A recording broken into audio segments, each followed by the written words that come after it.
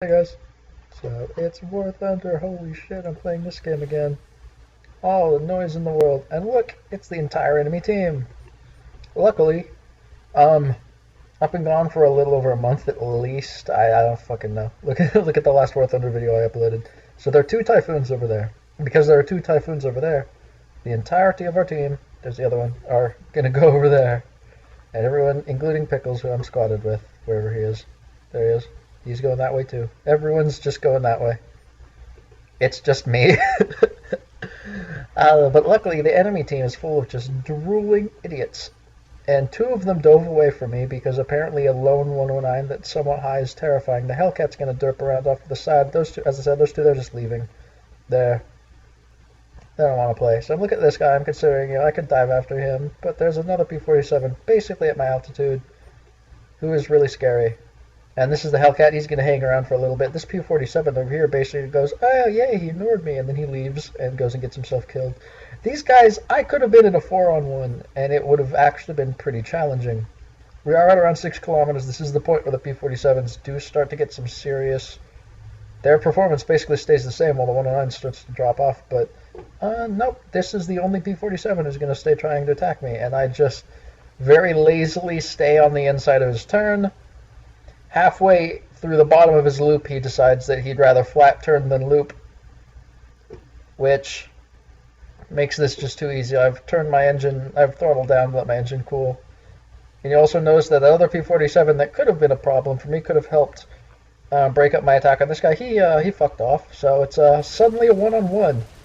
Yes, I'm very far on the enemy side of the map, but they all flew past. So, whatever. So it's just me and a P-47 who's a bit lower than me, and it's one of the first games I played since I came back, and they are not making it a challenge. And he waited. He disengaged massively before he turned around, and he did so by pulling into the vertical, rolling over to the side, and then flat turning for a little while. It was I don't even know. But now he's coming towards me. Are you ready? Are you ready? We're gonna pick up some speed. And then we're going to pull up a tiny little bit, and because he's so slow, he can't actually pull up, and I don't even have to dodge. Not really. And we're going to just a little bit of flaps. And, hey, look. It's right below me, and he's very slow. You know what that means. And I love these nice, slow, lazy energy fights. I mean, I hardly even have to try. At this point, I'm going to start throttling down because I'm just going to sit on his ass instead, and we're just going to,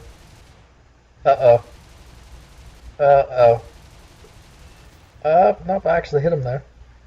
I was going to say I'm starting to see a serious problem here. Nope, I'm continuing to see a serious problem here. It seems that a month and whatever off has not helped my aim any. That's right, because I cut a bunch of throttle. I'm not going to overshoot this guy. I basically almost never overshoot planes. It's very difficult to make me overshoot because I commit so hard to the chase instead. And that 190 is following me, just thinking like, should I try and kill him, or should I just let this idiot do it? And don't worry, I'm going to get him. Any day now. You just have to believe. Believe. Aim for me, Jesus. Aim for me, please. I clearly can't do it on my own. There we go. And it's just the gentlest little tap in the world, and it kills him. And I took me all day to get that little tap. So that was half my ammo, and I'm now quite low. I probably shouldn't have fixated to that extent. And that's why I shouldn't have fixated to that extent. But luckily that Focke-Wulf 190 that decided to hang out behind me is who that P-47 is going to go after. I thought I was going to end up in a flood. Low versus high, but no. He didn't want to fight me, so I'm going to go back and land. Oh, and something I should probably mention, I kind of snapped most of my landing gear off when I took off, because that's just who I am as a person. So we're going to fast forward a bit. Basically, I see that the P-47 is committing pretty hard to the 190, so instead of going back to land, and mostly rearm, because I don't have a lot of ammo, I decided I'm going to kill this P-47 instead, because I'm just that kind of person. Yeah, P-47. Nope, he's going to try and come head on with me. Of course, because this is War Thunder, and this is just what people do. So we're going to do a super lazy, just pull under his nose just a tiny little bit. It does not take a lot to make people miss. and then we're going to immediately loop, and he's going to decide that he'd rather just extend away and wait until I'm in position to attack him, and then he's going to flat turn. Now he's going to try and pitch up at me. And again, just like I did with the other guy, just the laziest little dodge, because he can hardly aim at this point. And he's going to try and follow a 109 into the vertical while slow for some reason. I don't know why. And again, he basically set that up for me. Hey, look where he is. He's in front of me now. And again, I'm going to cut throttle, and instead of doing energy fighting, I'm just going to sit on his tail. It's a P-47. I mean, I just have to hit him, you know. He's not going to be able to force me to overshoot. He's too heavy. He has too much mass. As a result, he basically has too much momentum. And because he has so much momentum, he's never going to be able to force me to overshoot. Because he's never going to be able to bleed off that speed quickly enough. He just doesn't have enough surface area and a lot of other things. A lot of sciencey shit that doesn't really matter. Basically, the P-47 can't bleed speed fast enough to force a 109 to overshoot. It just can't. Especially not if I'm going to scissor with him. Especially not if he's going to scissor with me. And now just poke. Nope. And I feel so bad because what he's doing isn't actually a terrible defensive strategy. It's just, it was a pretty terrible defensive strategy. You should be rolling when you cross in front of someone.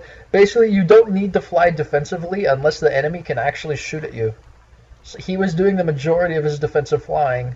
And I'm going to split S and head back towards the base now because it's basically over. So the match is over. I only got 2.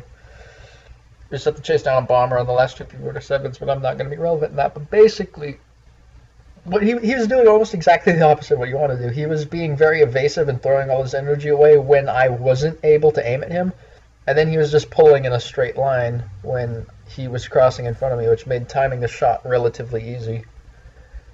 So I apparently am pretty good at close-range snapshots. I'm really terrible at tracking shots from behind. Really terrible. It's bad. So I'll see you guys next time.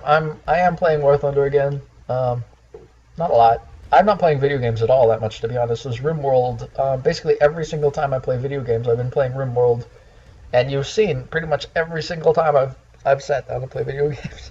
Not a lot. Day jobs, you know. So I'll see you guys next time. Oh, also, I just realized I don't have my skid on this plane. Well, I mean, I do have like the decals. That's good enough. Fuck it, whatever. We're gonna pretend that bet that I was doing last time nothing. Don't tell my girlfriend. Just keep it between us. All right. Just don't talk about it. I'll see you guys next time.